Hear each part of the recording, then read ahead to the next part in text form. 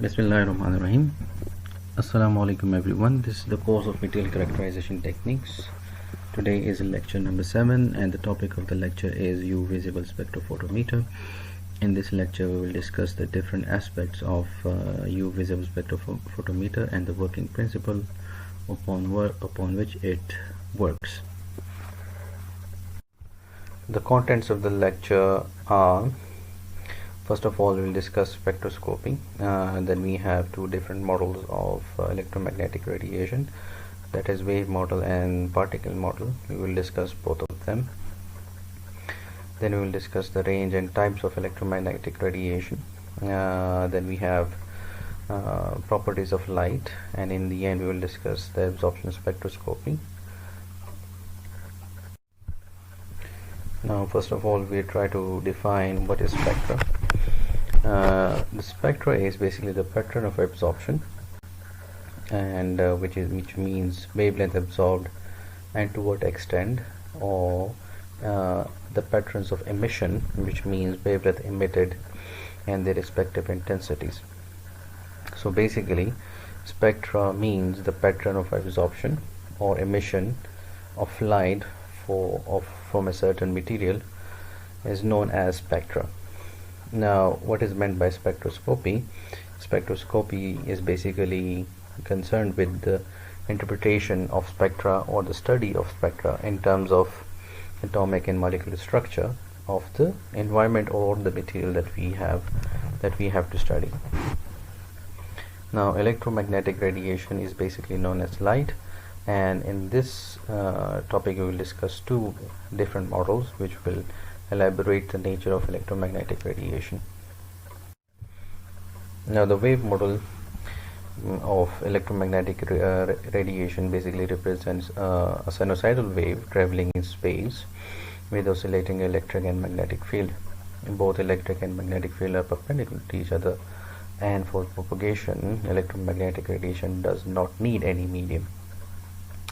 So, since we have known that electromagnetic radiation have wave nature, so it has amplitude, and according to the definition, amplitude is basically the maximum distance from the mean position.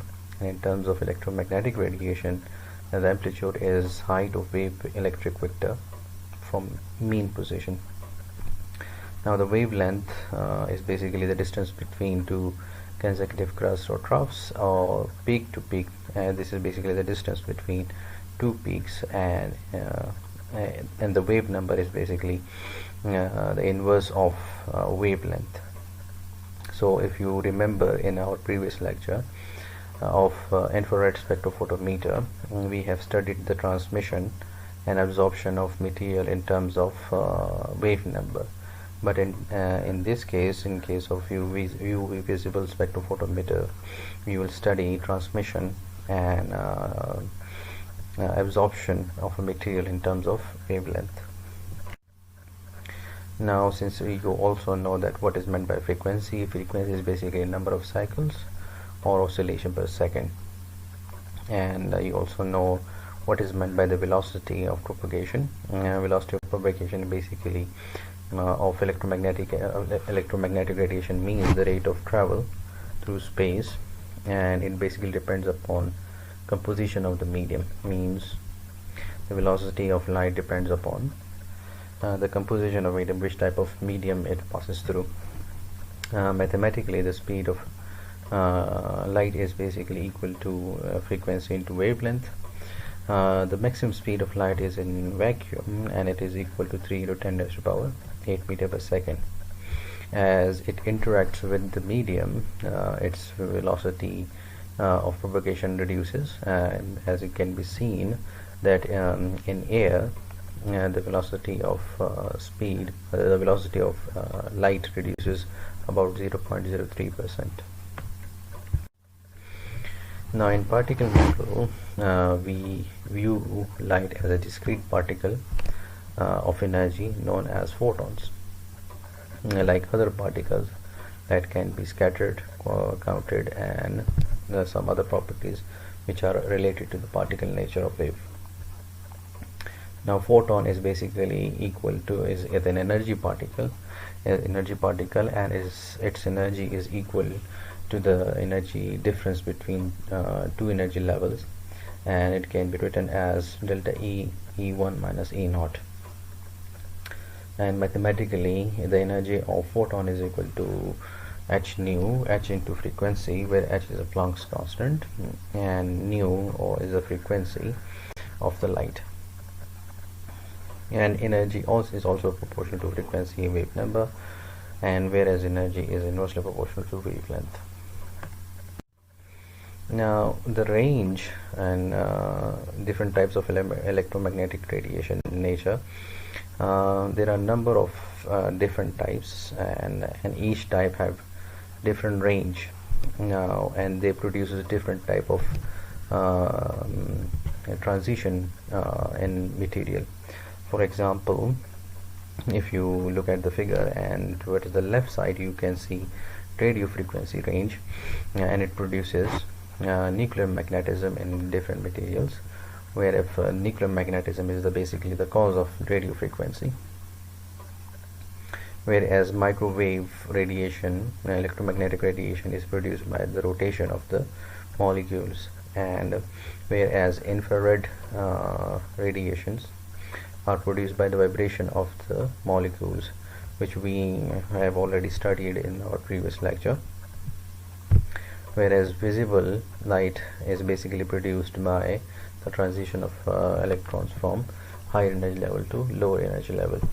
And in this lecture we will use UV and visible light in order to explain the UV visible spectrophotometer, or we will use these two lights in order to interpret and determine what type of material we have. Now, we have different properties of light. First of all, refraction. Refraction is basically the bending of light towards the perpendicular as the light passes through from a lighter medium to a lighter denser medium to the higher denser medium. You can see in the figure as the light incidence from air to the glass. You can see the bending of light towards the perpendicular or towards the normal, and as the light leaves the denser medium towards the lighter medium, the light moves away. This phenomena of light is known as refraction. Refractive index. Refractive index is basically the property of the material and each material has its own refractive index, and it is basically the ratio between the speed of light in vacuum and the speed of light in a medium that we are studying. So refractive index is basically the ratio between the velocities. It has no units, and for different materials has different value of refractive index. You can see in the table that different materials have different refractive index, like air, water, glycerine, immersion oil, glass, flint. All of them have different refractive index, and that refractive index is basically represents how the medium is denser or not. Higher the density and higher will be the refractive index. Now, Snell's law basically shows us that if you take the ratio between the incident light and reflected light, it will be equal to the ratio of the refractive index of the two medium or through which the light passes through.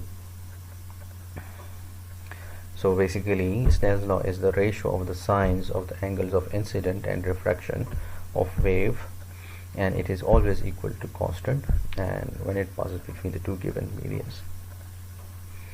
Now, if the refractive index of two material is equal, so there will be no change in direction. Means you can say that the the light does not crosses, or it is moving in the same medium. Now, if you have the difference between refractive index is bigger, then more bending will occur. Means if the density of one medium is much higher, then the density of the other medium, then as the light interacts with the second medium, the light will bend more towards the perpendicular. Now if the light comes at a right angle, that is theta 1 is equal to 0, then no refraction occurs. Means if the light comes perpendicular to the surface of the second medium, then the light will then there will be no bending of the light, and it will passes through without any deviation in the direction of the light. Now we have also reflection. Reflection is basically when radiation crosses an interface between the media and they have different refractive index. Means one medium have some refractive index and the other medium have different refractive index, so some of the light will travel back into the same medium. That phenomena is known as reflection. Means the light interacts with the denser medium and some of the light comes back again into the same medium. This whole phenomenon is known as reflection.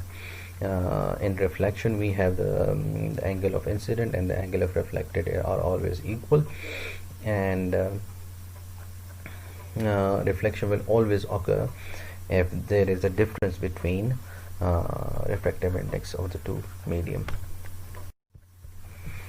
Now what is interference and what is the interference pattern? Interference is basically, we have two types of interferences. One is constructive interferences and the other one is destructive interference. In constructive interference, when two lights interact with each other such that when two light waves propagating on the same path but in opposite direction, or it can be in the same direction, such that when they interact with each other, that the crest of one wave meets with the crest of another wave and the trough of one wave meets with the trough of the second wave, so they will enhance each other, they will increase the intensity, they will increase the amplitude of the resultant wave. Such interference is known as constructive interference. Whereas in destructive interference, when the trough of one wave meets with the crest of the second waves, so they will cancel each out, and this kind of interference is known as destructive interference.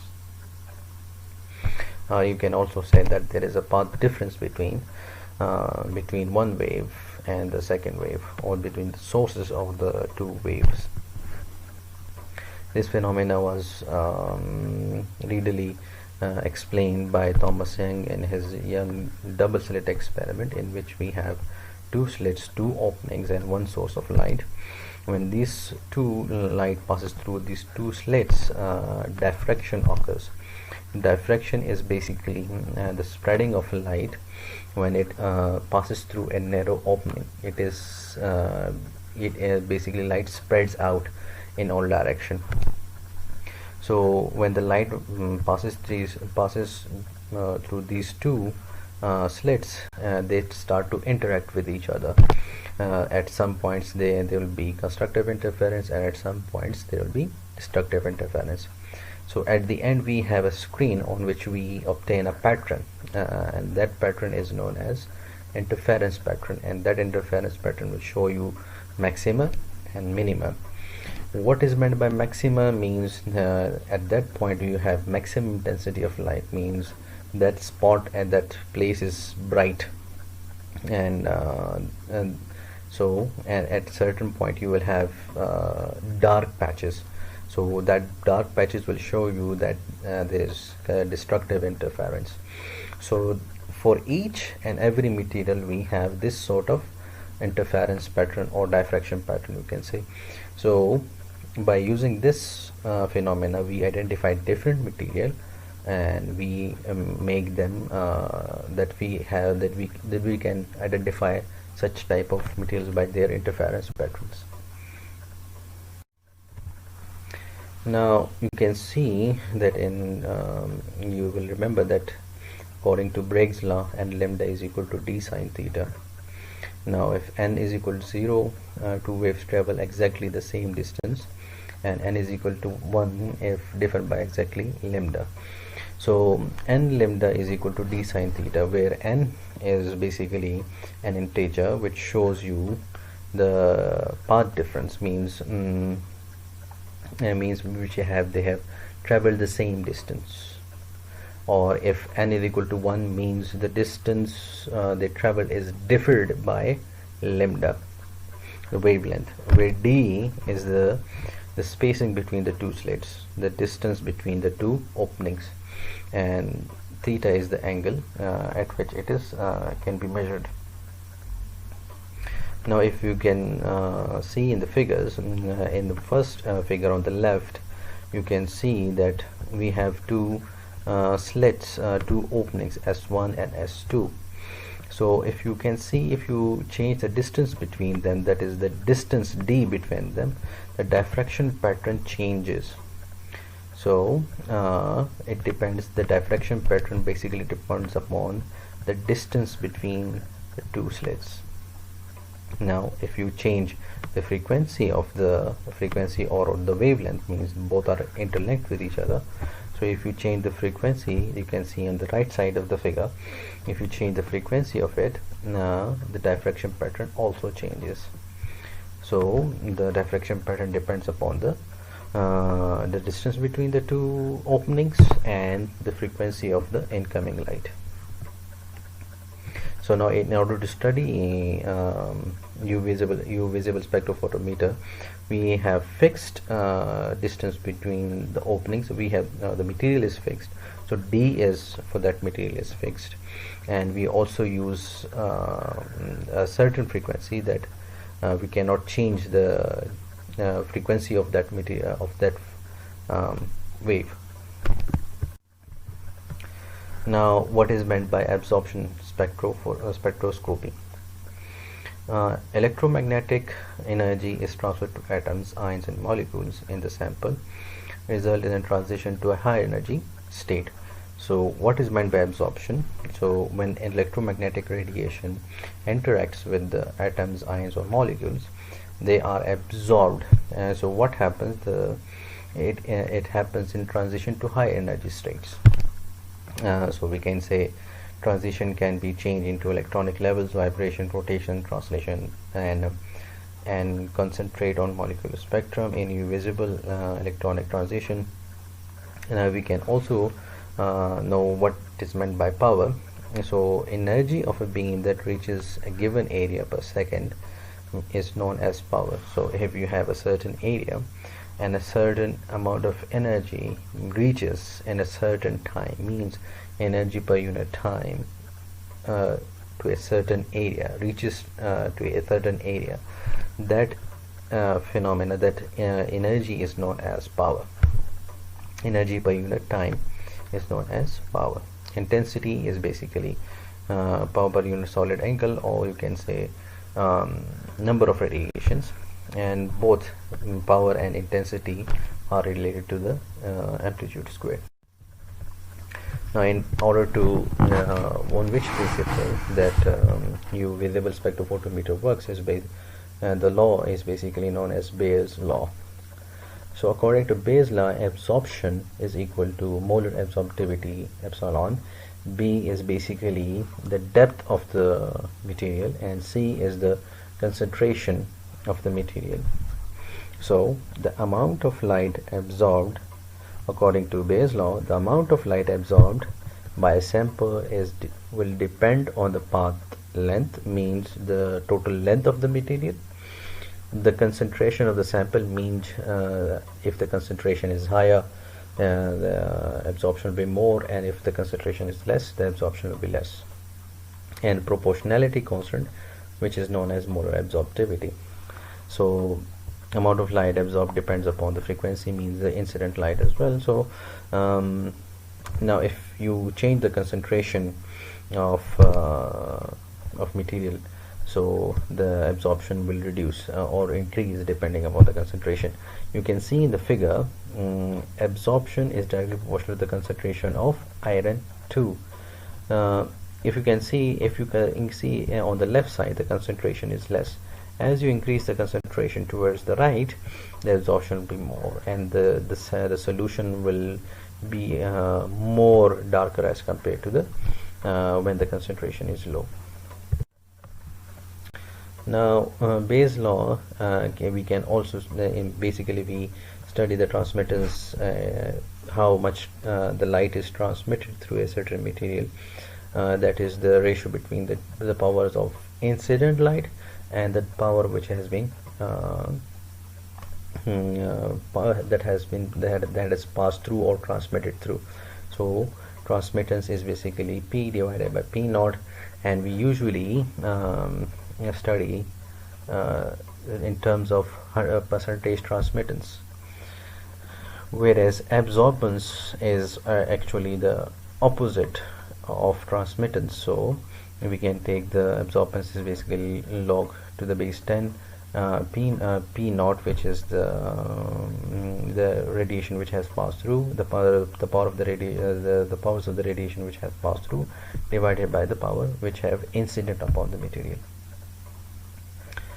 And we can also see that when no light is absorbed, the transmission will be 100% and absorption will be 0. When all the light is absorbed, the transmission will be 0%, whereas absorption is infinite. Now, in order to study the visible spectrophotometer, which are the desired properties for UV visible, for different components of UV visible. First of all, you should have a light source which can create a proper wavelength, and it should be, the light source should be stable, means it should have a constant power, it should have constant precision, means it should not vary in it should not give you any errors. Intense means it should have increased power. Easier to see absorbance means when you study the light source, it should have these properties. Now you can also have Lambda Selector, means if you want to select a certain bandwidth or band space, so you should have selectors which can select different wavelengths. Now in UV visible, you must have a cell holder which should have a fixed geometry.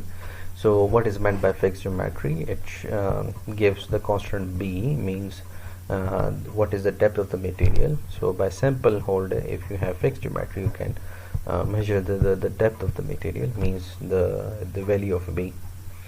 And transmit lambda of interest, means increase B, means which the light of certain wavelength it transmits. Detector, the last component of UV visible should is basically detector. The detector should be stable, sensitive to lambda of interest, means the light of interest. The detector should be able to detect the light after transmitting from the material. It should detect the certain wavelength. So in this lecture we have to this point we have studied the basic phenomena on which the UV visible works. So inshallah in next lecture we will discuss the different parts of the UV visible and how they work, and we will also show the schematic of the UV visible, how the UV visible with different parts of the UV visible spectrophotometer. So inshallah till next lecture, Allah Hafiz.